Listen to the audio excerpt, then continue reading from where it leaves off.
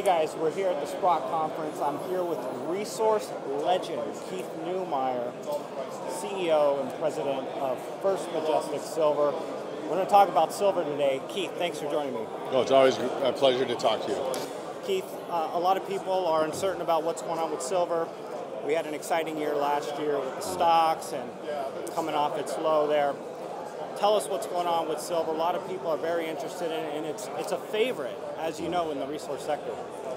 Well, I wish it was. It was a favorite in the resource sector. I think silver would be trading a lot higher, but there's definitely a lot of chatter. There's also manipulation too, though. There is, and manipulation in everything that we see on a daily basis, right? It's just not silver, but silver is manipulated more dramatically than gold, for example, because of the commercial aspect to it, right? So I could get into it a little bit if you want, but it's the nature of the beast being commercial. So you've got a lot of banks that need to deliver actual physical metal to the Sonys and Toyotas and Tiffany's and Apple and all the huge consumers of silver need the metal. So there's a lot of banks involved in that transaction. Okay. So last year was a pretty exciting year. This year, a little bit more lackluster, just because we've come off a little bit with the mining stocks. Tell us a little bit of where we're at. You've been in this for many years. You've had multiple companies that have been through the cycle. Yeah. Give us a little idea where we're at. Well, I think 2016 gave us a glimmer of what to expect going forward. We've, if you look at, excuse me, if you go from 2002 to 2012, the market was not straight up. Silver started when I put First Majestic together.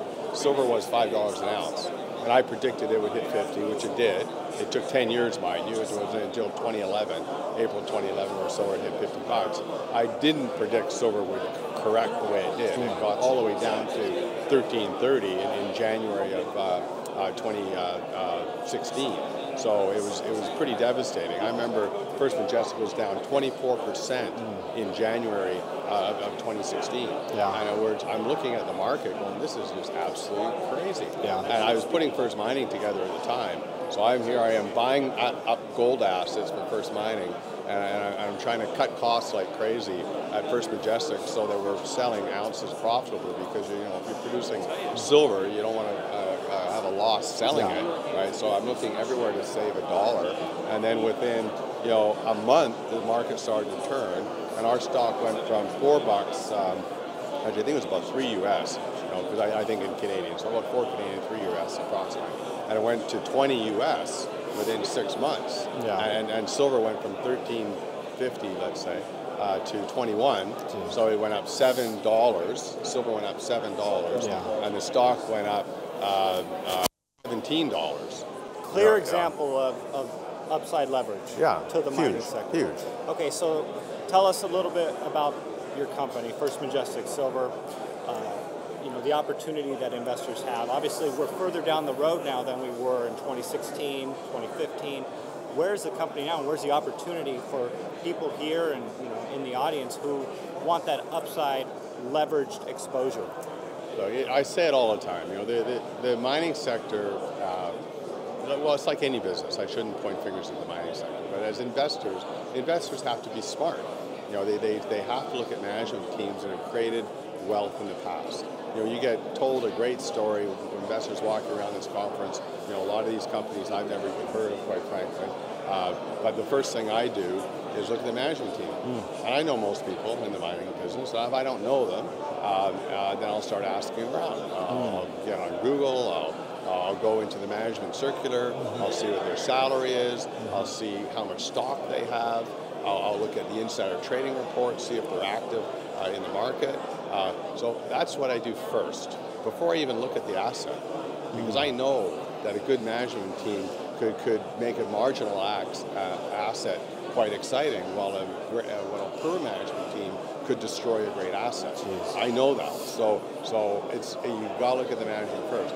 The management, guys like Ross Breedy or Bob Friedland or Robert McEwen, these guys, and I've put myself, I guess, in that category as well.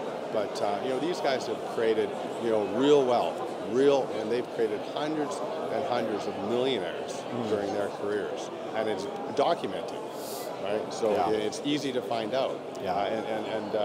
I won't invest in a company that just has the management team that is running it that has no experience in creating wealth. It's just not worth me putting my money into a project that's run by guys with no experience. So I think that's the first thing. Then secondly, if the management team proves out, then have a look at the asset and see. But a lot of the people in this room here, they're not sophisticated enough. They're not geologists, they're not engineers. They don't really know what a good asset is, right? So my philosophy is if there's a good management team in place that has the experience in building real businesses, you can trust them that the asset they have must be pretty good. Because why would they be supporting an asset that was shit? Right? They just wouldn't do it, right? So I think it's always management. And this cycle, we're a lot of these stocks, including First Majestic, First Mining, they're down 50-60% from where they were a year ago. So this is a very, very unique time to be looking at this sector. We always know that summer months are quiet. June, July is a great time to be picking up mining stocks. We always see in the fall they start to move again into the spring. So I'm a big seasonality guy, and so it's, in my view, it's a great time to be looking. But I know you wanted to talk about ratios as well.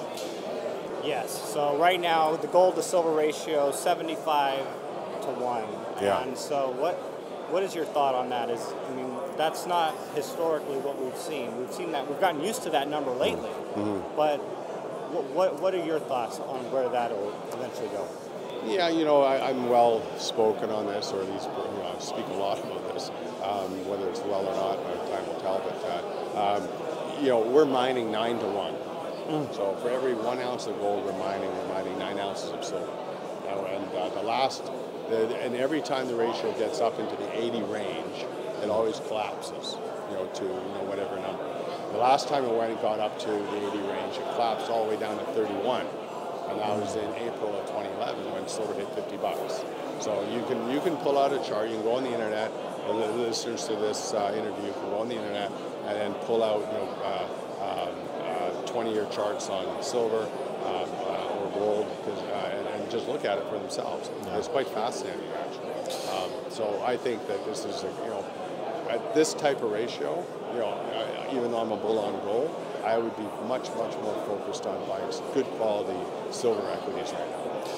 Well, Keith, you're a resource legend. I want to thank you for taking the time with me today. All right. Everyone, my pleasure. Keith Neumeyer, First Majestic, and First Mining Finance.